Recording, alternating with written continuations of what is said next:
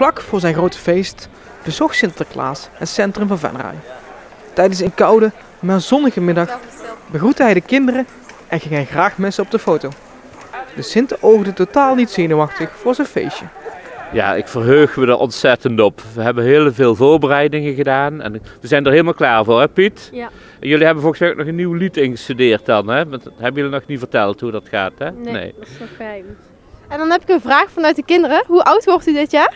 Heel oud. Ik ben bijna de tel kwijt, maar ik ben in 348 geboren. Dus dan kunt u wel 2016 min 348. Piet, hoeveel is dat?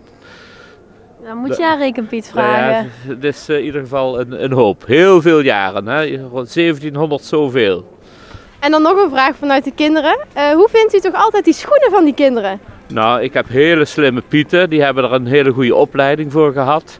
En we zoeken net zo lang dat we ieder schoenen vinden. En we weten natuurlijk hoe alle kinderen heten, hè? En dat gaat altijd lukken. En heeft u het leuk gehad in Venray? Ontzettend leuk, daarom ben ik hier ook zo vaak natuurlijk. En ik kijk met heel veel plezier terug naar de lichtjesoptocht van vorige week zondag. Dat was echt fantastisch. Zoveel kinderen mooi uitgedost en allemaal verlicht. Het was een en al plezier. Hè Piet? Ja. En niet alleen was de Sint in het dorp, natuurlijk ook de Pieten. En zij hebben het druk gehad de afgelopen dagen. Ja? Piet, zijn de kinderen lief geweest van Venray? Ja, Ja, ze zijn allemaal echt super lief geweest dit jaar.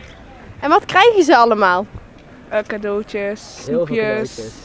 Ja, allemaal zulke dingen. En wat heel erg populair is dit jaar, is cadeautjes van Frozen nog steeds. Dat was vorig jaar ook al, maar is nog steeds. Dus heel veel kindjes krijgen iets van Frozen.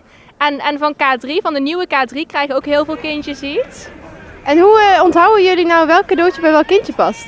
Ja, we hebben een speciale protocol dat werkt op namen en Alles staat in het grote boek. Waar je woont, hoe oud je bent. wat je Alles. hobby's zijn. Ja, Ja, we weten alles. Ja. En hebben jullie zin om terug te gaan naar Spanje? liever niet. Ik blijf liever hier met alle leuke kinderen.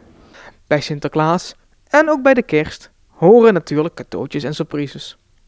Sinterklaas heeft zich graag laten helpen door de vrijwilligers van de inpakwinkel in de Passage. En wanneer de Sint weer terug is naar Spanje, willen zij ook iedereen helpen met het inpakken van de kerstcadeautjes.